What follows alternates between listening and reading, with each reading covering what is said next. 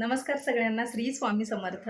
तर उद्या आहे गुरुवार आणि गुरुवारी गुरुपुष्यामृत योग आला आहे आणि त्याचबरोबर अधिक महिन्यामधला पहिला गुरुवार देखील आहे आणि या अधिक महिन्यामध्ये हा गुरुपुष्यामृत योग आला आहे आणि तो पण गुरुवारी आला आहे. त्यामुळे अतिशय शुभ दिवस आहे आणि अतिशय दुर्मिळ योग आहे. त्यामुळे तुम्हाला उद्या आपल्या गुरूंची सेवा करायची आहे. आता गुरुपुष्यामृत योगानिमित्त आपल्याला लक्ष्मी प्राप्तीसाठी कोणत्या कोणत्या सेवा करायच्या आहेत याबद्दल मी थोडक्यात व्हिडिओ अगोदर अपलोड केला आहे. तो तुम्हाला माहिती मी सांगितली आहे.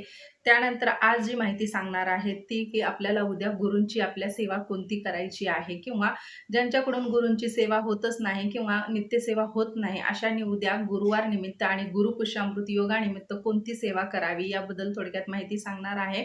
तर बघा, उद्या गुरुपुष्यामृत योगानिमित्त आपल्याला संक्षिप्त श्री गुरुचरित्र या ग्रंथाचं पारायण करायचं आहे. तर ते पारायण कसं करावं आणि तुमची जर इच्छा असेल, तुम्हाला एक दिवशी संकल्पयुक्त पारायण करायचं असेल, तर ते तुम्ही आवर्जून उद्या सकाळी लवकर उठून पारायण करावं. तर ते पारायण कसं करावं याबद्दल माहिती मी थोडक्यात सांगणार आहे. तर बघा, उद्या गुरुवारी आपल्याला आपल्या गुरूंची सेवा करायची असते आणि गुरुपुष्यामृत योगानिमित्त आपल्याला आपलं गुरुबळ स्ट्रॉंग करण्यासाठी, आपल्या गुरूंचा आशीर्वाद प्राप्त करण्यासाठी आपल्याला आपल्या गुरूंची सेवा करायची असते. तर आता उद्या गुरुपुष्यामृत योगानिमित्त आपल्याला संक्षिप्त श्री गुरुचरित्र या ग्रंथाचं पठण कसं करायचं याबद्दल थोडक्यात माहिती जाणून घेऊया. तर बघा, उद्या सकाळी लवकर उठून आपल्याला देवपूजा आवरून घ्यायची आहे आणि गुरुपुष्यम अमृत योग असल्यामुळे सकाळी उठून उंबरट्याला हळदीचं लेपन वगैरे करा. त्यानंतर बघा, अन्नपूर्णा मातेची सेवा सांगितली आहे तर ती सेवा करा. जर अखंड दिव्याची सेवा चालू असेल तर ती सेवा तुमची चालू ठेवा कंटिन्यू आणि त्यानंतर मग देवपूजा वगैरे आवरून घ्या. आणि सगळ्यात पहिल्यांदा आपल्याला स्वामी समर्थ महाराजांच्या मूर्तीवर किंवा दत्त महाराजांची जर मूर्ती असेल तर मूर्तीवर तुम्हाला अभिषेक करायचा आहे. उद्या आवर्जून सगळ्यांनी मूर्तीवर अभिषेक करा. महाराजांचा अभिषेक करा, दत्त महाराजांचा अभिषेक करा. त्याचबरोबर बाळकृष्णाच्या मूर्तीवर देखील उद्या आवर्जून अभिषेक करा. तर आता आपल्याला महाराजांच्या मूर्तीवर अभिषेक करून घेतल्यानंतर आपल्याला एका पाटावर संक्षिप्त श्री गुरुचरित्र या ग्रंथाची मांडणी करून घ्यायची आहे. मांडणी म्हणजे आपल्याला जे ठिकाणी वाचन करायचं आहे त्या ठिकाणी एक पाटा किंवा चौरंग घ्या, त्यावर एक वस्त्र अंतरा, त्यावर संक्षिप्त श्री गुरुचरित्र या ग्रंथाची पोथी ठेवा आणि त्यानंतर मग धूप, दीप, अगरबत्ती ओवाळून हळदी कुंकू अक्षदा फूल अर्पण करून पूजा करा आणि मग त्यानंतर तुम्हाला जर संकल्पयुक्त करायचं असेल तर तुम्ही संकल्प करा. आता संकल्प कसा करावा याबद्दलचा व्हिडिओ अगोदर अपलोड केला आहे, ते देखील तुम्ही पाहू शकता आणि जवळ सगळ्यांना माहिती झालं आहे की संकल्प कसा करावा. तरी मी एक वेळ सांगते. बघा, हातामध्ये पाणी घ्या, अक्षदा घ्या, हळदी कुंकू घ्या, फूल घ्या आणि आपली इच्छा जी आहे ती सांगा. नाव सांगा, गोत्र सांगा आणि आपली इच्छा सांगून पाणी जे आहे ते तामणामध्ये सोडून महाराजांना मनोमन प्रार्थना करा की मी हे आजचं एक दिवसाचं जे पारायण करत आहे ते पारायण माझं निर्विघ्नपणे संपन्न होऊ द्या आणि माझ्या पारायणामध्ये कोणताही अडथळा किंवा अडचण येऊ देऊ नका म्हणून अशी विनंती करा. या पद्धतीने विनंती आणि महाराजांना संकल्प करून तुम्ही प्रार्थना करून मग त्यानंतरच तुम्हाला गुरुचरित्र संक्षिप्त श्री गुरुचरित्र या ग्रंथाचं पठण करायचं आहे. आता संक्षिप्त श्री गुरुचरित्र हा ग्रंथ देखील अत्यंत प्रभावी ग्रंथ आहे आणि या ग्रंथामध्ये 1 ते 7 अध्याय आहेत आणि हे 7 अध्याय जे आहेत तर ते आपल्या मोठा जो गुरुचरित्र ग्रंथ आहे तर त्या 53 अध्यायाचे यामध्ये छोटे-छोटे संक्षिप्त रूप करून लिहिलेले अध्याय आहेत. जे 53 अध्यायामध्ये म्हणजे सांगितलं आहे तेच या ग्रंथामध्ये देखील सांगितलं आहे आणि तेच यामध्ये देखील उच्चारण केलं आहे. तर तुम्हाला हे अध्याय पण अतिशय सोपे आणि सहज वाचता येतील अशा पद्धतीने यामध्ये देखील त्या अध्यायाचं लिखाण केलं आहे आणि अजिबात अवघड वगैरे काही नाही. एकदम व्यवस्थित अशी ही पारायणाची पोथी ग्रंथाची पोथी आहे. गुरुचरित्र संक्षिप्त श्री गुरुचरित्र हा ग्रंथ आहे. तर हा ग्रंथ तुम्ही आवर्जून पठण करावा.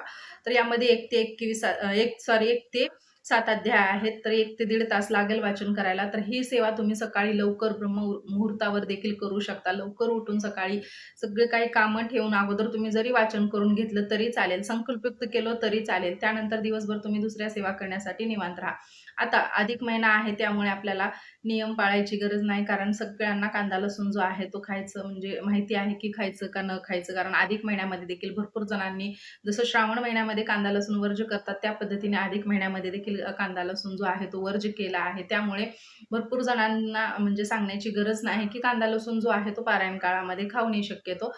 जर वाचन करून मग तुमचं 1 दिवसाचं पारायण आहे, त्यानंतर जर तुम्हाला मग गुरुवार आहे त्यामुळे खाऊ नका.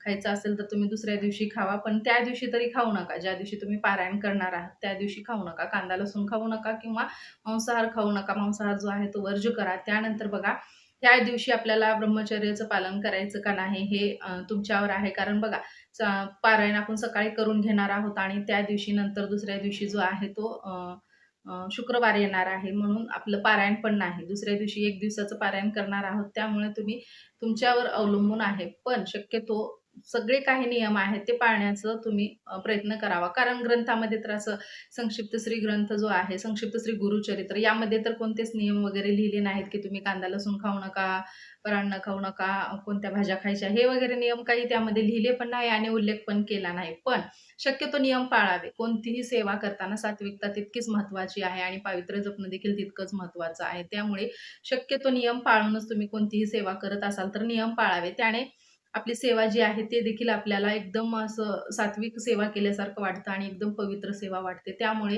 केव्हाही जेव्हा सेवा करतो त्यावेळेस त्याचे नियम पाळूनच सेवा करावी, मला तर वाटते. बघा आता तुमची इच्छा आहे, तुम्हाला नियम पाळायचे असतील तर पाळू शकता, नाही पाळलं तरी चालेल. पण शक्यतो वाचण्याच्या अगोदर तर काही खाऊ नका, असं करा. नंतर मग दिवसभर तुम्ही निवांत आहात, पण श्रावण महिना सॉरी अधिक महिना आहे त्यामुळे सेवा ज्या आहेत त्या आपल्या चालूच आहेत. अक्षरशः संध्याकाळपर्यंत सेवा, सत्यनारायणाचे पूजन भरपूर जण संध्याकाळी करत आहेत, तर त्यांची ती सेवा देखील चालू आहे. त्यामुळे शक्यतो नियम पाळूनच सेवा करा. आणि त्यानंतर तुम्हाला पारायण जे आहे ते वाचन करून घ्यायचं आहे. 1 ते 7 अध्याय वाचा. त्यानंतर पोथी जी आहे ते उचला. त्याला तुम्हाला नैवेद्य वगैरे अर्पण करायचं आहे. अगंध अर्पण करून तुम्हाला आरती करून घ्यायची आहे. ग्रंथ उचलून मग नंतर तुम्ही नैवेद्य दाखवल्यानंतर जागेवर ठेवू शकता आणि मग त्यानंतर दिवसभरात तुम्हाला तुमच्या सेवा ज्या काही करायच्या आहेत त्या करू शकता. तर ह्या सेवा आपल्याला उद्या गुरुवारी गुरुसाठी म्हणजे आपल्या महाराजांसाठी ह्या करायच्या आहेत. त्यानंतर बघा तुम्हाला जर वेळ असेल, तुम्ही दिवसभर दुसऱ्या सेवा केल्यानंतर तुम्हाला स्वामी चरित्र सारामृताचं देखील 1 ते 21 अध्याय पठण करायचं आहे.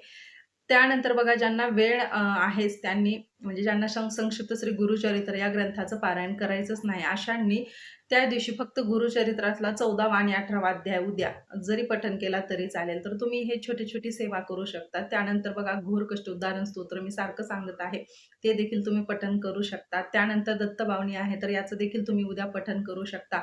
अशा पद्धतीने आपल्याला उद्या आपल्या गुरूंची सेवा करायची आहे आणि संक्षिप्त श्री गुरुचरित्राचे 1 ते 7 अध्याय वाचायला 1 ते दीड तास लागतो. तर ही सेवा तुम्ही सकाळी पहाटे उठून करून त्यानंतर दुसऱ्या सेवा केलो तरी चालेल.